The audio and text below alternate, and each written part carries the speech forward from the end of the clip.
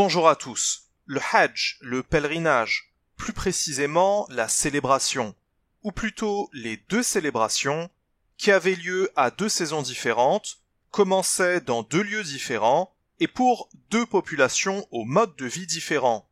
Il y avait un Hajj pour les Mécois et qui se déroulait exclusivement auprès de la maison de la Mecque. Celui-ci est décrit dans la sourate 22, justement intitulée le Hajj. Il avait lieu pendant le mois sacré isolé de Rajab, au moment de l'équinoxe de printemps, en se rappelant que les Arabes suivaient auparavant un calendrier lunisolaire. Et il y avait un autre Hajj pour les Bédouins et autres tribus, et dont les premières étapes sont décrites dans la sourate 2. Il commençait au mont Arafat et se tenait pendant les 3 mois sacrés proches de l'équinoxe d'automne. En d'autres termes, le Hajj qui est pratiqué de nos jours et depuis plus d'un millénaire n'est rien d'autre qu'une fusion de ces deux-là. Précisons que pour cette étude, on s'inspire des travaux du docteur Al-Ajami et de l'historienne française Jacqueline Chaby. Alors, comment faire le Hajj selon le Coran et tel que le prophète l'accomplissait? Eh bien, c'est ce qu'on regarde immédiatement. Et pour commencer, on va poser une question qui fâche. Où trouve-t-on les informations pour faire le Hajj selon Dieu? La réponse est dans la sourate 2, versets 128 et 129, qui mettent en scène Abraham et Ismaël à l'occasion de la construction de la maison. Ils prient et font des requêtes, et dans ces requêtes apparaissent au moins 4 termes clés: communauté, rite, envoyé ou messager, et surtout versets. En d'autres termes, c'est dans les versets qui seront révélés à leur envoyé que la communauté qui descendra d'Abraham et Ismaël trouvera ces rites. Il nous suffit donc de collecter ces versets pour savoir comment faire le Hajj. Au passage, ces 2 versets disqualifient à eux seuls tous les rites qui n'apparaissent pas dans le Coran. Et à titre de comparaison et de méditation, les enfants d'Israël avaient 3 célébrations par an à la maison de Jérusalem, et leurs déroulements sont évidemment écrits dans la Torah, et non pas dans quelque chose qui s'appellerait la Sunna de Moïse. Commençons avec le Hajj mécois, qui a exclusivement lieu auprès de la maison Al-Haram. Première étape ou première condition, il s'agit de l'état d'Ihram, l'état d'abstention ou de sacralisation, et qui consiste à respecter 6 interdits: la chasse, le combat, le sexe, les mauvaises conduites ou immoralités, les disputes, et se raser la tête ou se couper les cheveux avant que l'offrande ne soit faite. Remarquez qu'à aucun moment, le Coran ne parle de se laver, il n'est pas question de prendre de douche ou de bain, ni de s'habiller en peau de mouton à 2 pièces, dépourvu de couture. L'état d'Ihram est un état intérieur, un état de contrôle. Deuxième et troisième étape, prier et tourner autour de la maison. 2 rituels associés à cette maison dès sa construction avec Abraham. Quant à la maison de Jérusalem, elle est aussi appelée une maison de prière. Remarquons concernant le tawaf, la tournée ou la circulation, que dans la sourate 2 au verset 158, le Coran permet de circuler entre les buts d'As-Safa et d'Al-Marwa, tel que les Arabes aimaient à le faire, mais ceci est facultatif, tel que le prouve la formulation utilisée dans le verset « Pas de mal ou pas de faute sur celui qui circule entre eux deux ». Ça exprime une permission et non pas une obligation. 4e et 5e étape, faire le sacrifice d'une bête d'élevage et la partager avec autrui, en priorité les plus démunis. Ces bêtes dédiées en offrande étaient d'ailleurs enguirlandées pour qu'elles soient reconnues de tous et que personne ne les profane d'une manière ou d'une autre. Auparavant, il semblerait que la seule bête qui était admise en sacrifice était le chameau. Mais le Coran réforme cette règle et permet de présenter davantage d'animaux d'élevage. Après que le sacrifice eut été fait, le Coran autorise alors le rasage de la tête pour les hommes et l'écourtement des cheveux pour les femmes. Malheureusement, cette étape du sacrifice n'est plus faisable de nos jours, ce qui nous fait complètement passer à côté de la partie horizontale du Hajj: solidarité, convivialité, renforcement et création de nouveaux liens entre les pèlerins. Concernant le lieu sacrificiel, il était dans le périmètre de la maison, chose qui n'est plus du tout le cas aujourd'hui. 6e, 7e et 8e étape, qui apparaissent toutes dans le même verset, dans 22-29, s'efforcer de rester à un haut niveau moral, accomplir ses vœux si on en avait formulé, et enfin, faire une dernière tournée autour de la maison, une tournée d'adieu.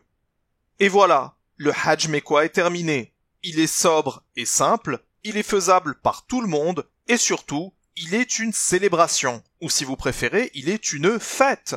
Les deux véritables fêtes de la communauté du prophète Mohammed, ce sont ces deux Hajj inscrits dans le Coran, et non pas les deux fêtes de l'Aïd inventées par la Sunna. Et ce qui le prouve, c'est son équivalent en hébreu, Chag, terme que l'on retrouvait déjà dans la Torah, et qui est utilisé pour les 3 célébrations qui avaient lieu à la maison de Jérusalem chaque année.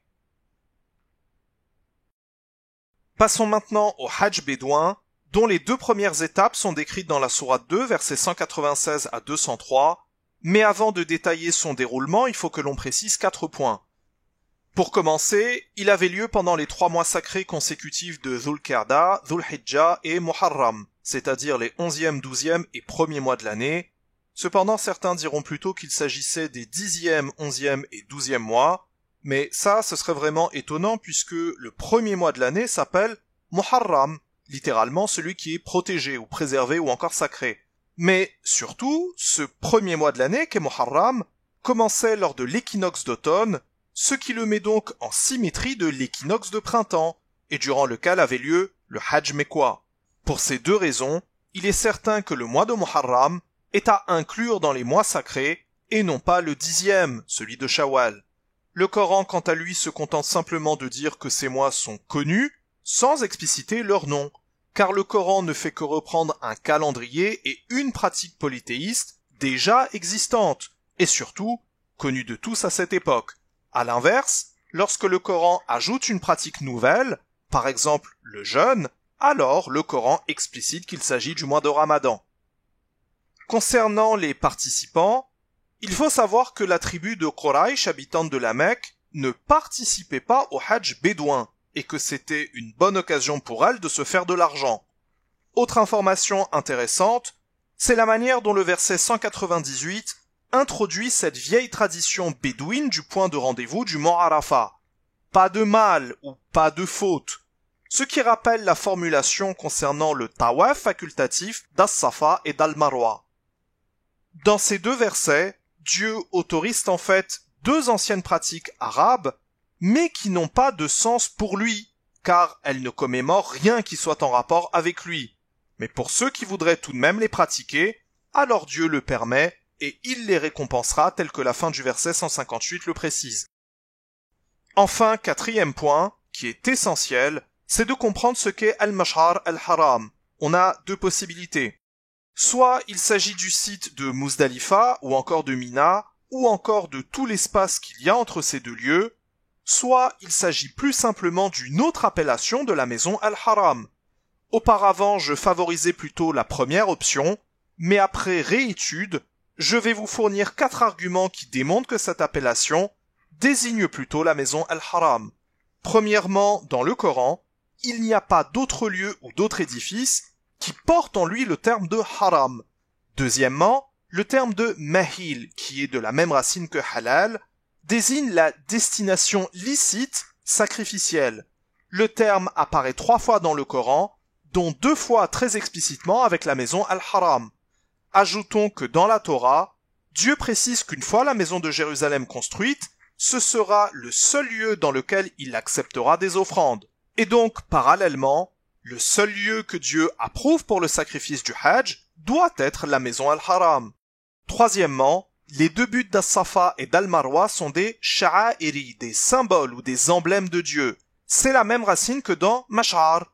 Or, le plus grand symbole de Dieu, c'est bien évidemment la maison. Cette maison qui symbolise la présence de Dieu au milieu des enfants d'Ismaël, tout comme ce fut le cas avec la maison de Jérusalem au milieu des enfants d'Israël. Quatrièmement, tel que nous l'avons vu, le point de rendez-vous du mont Arafat est en réalité facultatif. Par contre, ce qui est obligatoire, ce sont les rites auprès de la maison Al-Haram, tels que décrits dans la sourate 22. Et donc, à mon humble avis, l'appellation de Al-Mash'ar al-Haram devait être une des façons bédouines d'appeler la maison de la Mecque. Mais ça ne peut en aucun cas être en référence à Muzdalifa ou à Mina.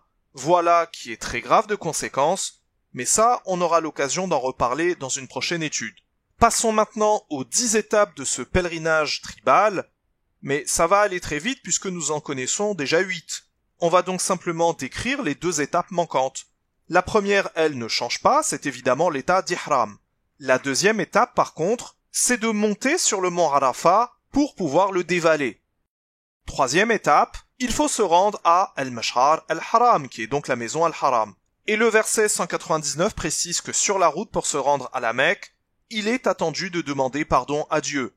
Et remarquez bien que le Coran ne mentionne absolument rien d'autre entre le trajet de Arafat à la Mecque, que ce soit un lieu ou un rite à exécuter. Le Coran n'indique rien à part de demander pardon à Dieu.